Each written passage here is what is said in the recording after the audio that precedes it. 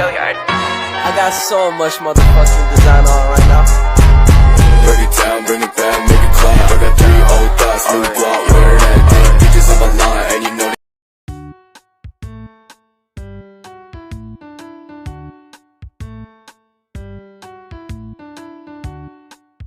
Assalamualaikum warahmatullahi wabarakatuh. Waalaikumsalam warahmatullahi wabarakatuh. Kami dari SMK 2 Lumajang akan mewawancarai Bapak terkait dengan tugas PAI materi demokrasi dalam Islam. Silakan, Dek. Untuk pertanyaan nomor 1, menurut Bapak, demokrasi dalam Islam itu seperti apa? Apakah sama dengan demokrasi yang sering terjadi di masyarakat? Oh ya, baik. Terima kasih atas pertanyaannya. Demokrasi itu sebenarnya berasal dari bahasa Latin, gitu ya, yang artinya demos dan kratos.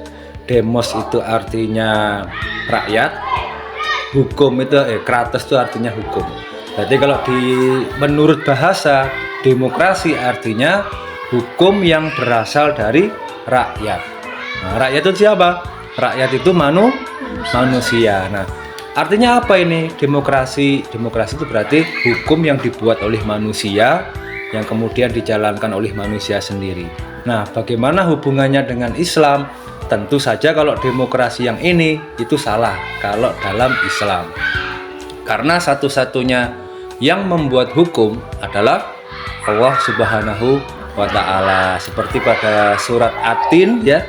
Surat At-Tin ayat terakhir, alaihissallahu bi ahsanil hakimi. Nah, bukankah Allah yang paling kuasa untuk membuat hakimin atau menjadi hakim, pembuat hukum.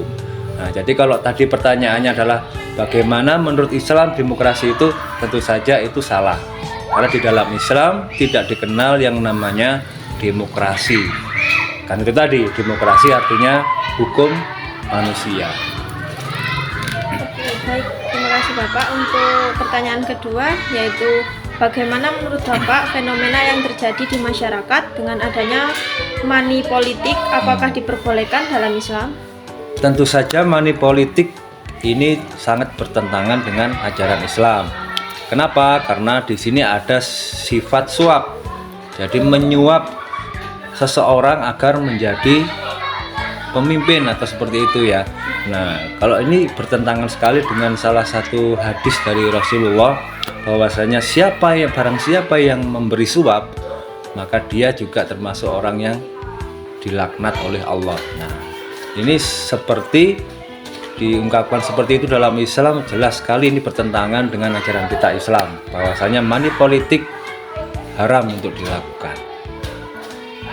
Baik Bapak, untuk pertanyaan yang ketiga, untuk mencegah demokrasi yang tidak sesuai dengan pandangan Islam, upaya apa yang kita dapat lakukan? Karena demokrasi kita tahu ini bukan dari ajaran Islam atau banyak hal yang bertentangan dengan Islam, otomatis kita sebagai kaum muslimin, sebagai umat Islam, maka kita tidak perlu ikut-ikutan untuk berpartisipasi dalam berdemokrasi. Artinya apa?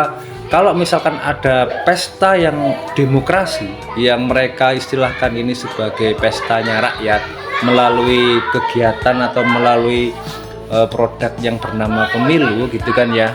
Nah, otomatis kita tidak perlu untuk berpartisipasi di acara itu sebagai umat Islam. Terus bagaimana Pak langkah kita selanjutnya? Ya, kita bisa melakukan memilih pemimpin sesuai dengan ajaran Islam itu sendiri gitu. Bagaimana ajaran Islam dalam memilih pemimpin? Islam mengajarkan memilih pemimpin itu mencari sosok yang benar-benar tepat, yang cakap, yang mempunyai keahlian, yang benar-benar bisa menjadi seorang pemimpin. Jadi tidak melalui sistem yang namanya demokrasi, yang artinya semuanya harus berhak milih dengan satu suara, ya kan? Nah, sekarang kalau dibilang kayak gitu, suaranya orang yang soleh sama suaranya orang yang, mohon maaf, yang pelacur misalnya, itu dianggap sama dalam demokrasi, ya kan? Tentu ini bertentangan dengan ajaran Islam. Harusnya orang yang soleh suaranya lebih banyak, ya kan? Nah, sementara orang yang dari kalangan pelacur satu suara, sementara orang yang soleh 1 juta suara. Nah, mestinya kan seperti itu. Nah, ini yang bertentangan dengan ajaran Islam. Untuk pertanyaan terakhir, bagaimana sikap yang seharusnya dilakukan oleh lawan politik yang tidak terpilih? Nah, karena kita hidup di negara yang demokrasi ala barat gitu kan ya, bukan demokrasi sesuai dengan ajaran Islam, tentu kita sebagai rakyat harus menghormati siapapun yang terpilih sebagai pemimpin gitu. Kita harus mengikuti atau taat sama pemimpin kita. Nah, sebagaimana yang sudah diperintahkan oleh Allah ya kan, atiullah wa atiu rasul wa ulil amri minkum. Taatilah Allah, taatilah Rasul, dan taatilah pemimpin kalian. Itu apapun, kecuali jika pemimpin kita menyuruh kita atau memerintahkan kita kepada hal-hal yang dilarang oleh agama atau oleh Allah, tentu kita tidak mengikuti. Seperti memerintahkan kita untuk melakukan syirik misalnya, ya kita tidak perlu mengikuti.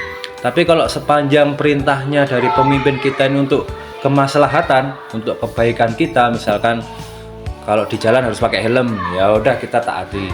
Kemudian harus punya KTP, ya udah kita harus membuat KTP, seperti itu. Jadi kita tetap bersikap taat kepada pemimpin, siapapun pemimpinnya. Ada lagi? Sudah. Bapak, terima kasih atas wawancara dan waktunya. Assalamualaikum warahmatullahi wabarakatuh. Waalaikumsalam warahmatullahi wabarakatuh.